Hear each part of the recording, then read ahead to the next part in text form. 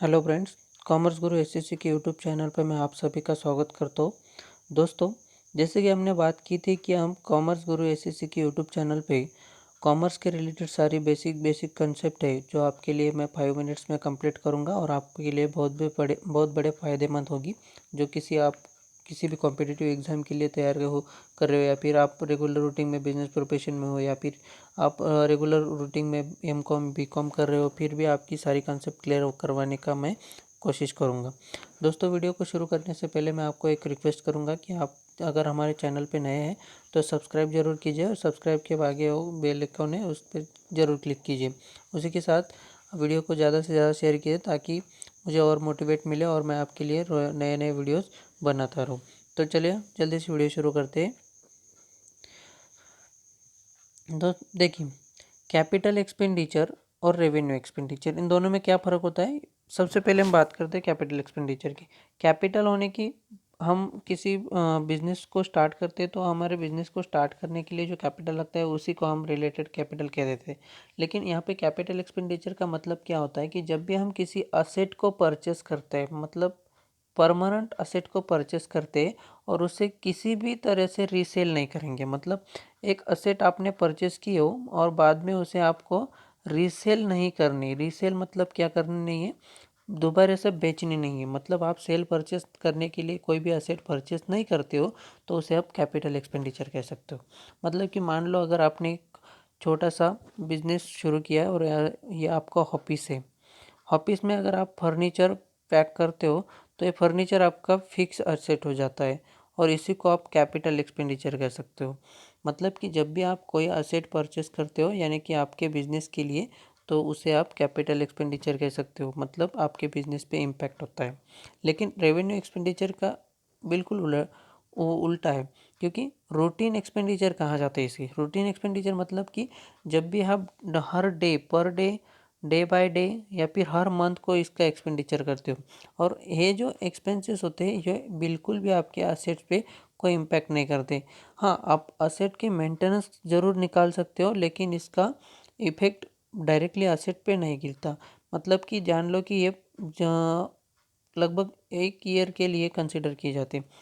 मान लो कि आपका ईयर 1 अप्रैल को स्टार्ट होता है, 31 मार्च को एंड हो सकता है। उसी के साथ इनके जो एक्सपेंडिचर साइड होती है या फिर ये जो एक्सपेंसेस होते हैं वो भी 1 अप्रैल से लेकर 31 मार्च तक एंड हो जाते हैं। मतलब जो भी एक्सपेंसेस आप करो उसे रेवेन्यू एक्सपेंडिचर मान लिया जाता है। कैपिटल एक्सपेंडिचर है अर्निंग बेसिस पे होता है, और रेवेन्यू एक्सपेंडिचर है मेंटेन बेसिस पे होता है। इसका सिर्फ अर्निंग का पर्पज़ नहीं होता है, इसका सिर्फ मेंटेन या फिर प्रॉफिट कम ज़्यादा करने का यहाँ पर्पज़ होता है। लेकिन कैपिटल एक्सपेंडिचर का सिर्फ अपने असेट्स को बढ़ावा देना, और असेट के साथ साथ आपके बिजनेस को ग्रोथ करने के लिए या फिर प्रोडक्शन के लिए आप न्यू असेट्स परचेस करते हो तो आपका कैपिटल भी उसी के साथ बढ़ जाता है। ये पूरा जो कैपिटल एक्सपेंडिचर होता है या फिर कैपिटल ओवरऑल होता है, जो इसको हम बेनिफिट सेवरल ईयर्स के लिए देखे जाते हैं। मतलब जान लो कि अगर आपने कोई मशीन परचेस कर ली है तो मशीन आप बार बार नहीं परचेस करते हो। मशीन एक बार परचेस की तो आप लगभग कम से कम 10-15 साल उसे चला लेते हो, और उस मशीन का में पर्पज़ होता है कि किसी प्रोडक्शन को बढ़ावा देना। इसी को हम कैपिटल एक्सपेंडिचर मान लेते हैं। और ये जो कोई भी असेट्स होते हैं वो हम उसे बैलेंस शीट में शो करते हैं। जब भी आप किसी असेट में इम्पैक्ट करते हो तो उसका इम्पैक्ट लायबिलिटी पर होता है, और लायबिलिटी को हमारे कैपिटल में भी बढ़ावा हो जाता है। मतलब जितना आपकी असेट बढ़ेगा उतना अपना कैपिटल बढ़ेगा। इन दोनों में बैलेंस सेम होता है। लेकिन रेवेन्यू एक्सपेंडिचर का थोड़ा सा अलग है। Revenue expenditure does not appear in the balance sheet. ये बैलेंस शीट में अपेयर नहीं होता है। ये सिर्फ बोलता है कि मैं ट्रेडिंग को शो कर सकता हूँ, मैं प्रॉफिट एंड लॉस को शो कर सकता हूँ। मतलब पूरे ये साल में अगर आपको किसी प्रॉफिट को मेंटेन करना है या फिर लॉस को शो करना है तो आपको रेवेन्यू एक्सपेंडिचर के ज़रिए प्रॉफिट एंड लॉस में शो करना पड़ेगा। तो इसी के साथ आई होप्स कि आपको समझ आया होगा कैपिटल एक्सपेंडिचर क्या होता है और रेवेन्यू एक्सपेंडिचर क्या होता है। हम रिवाइज कर लेते हैं एक सेकंड में।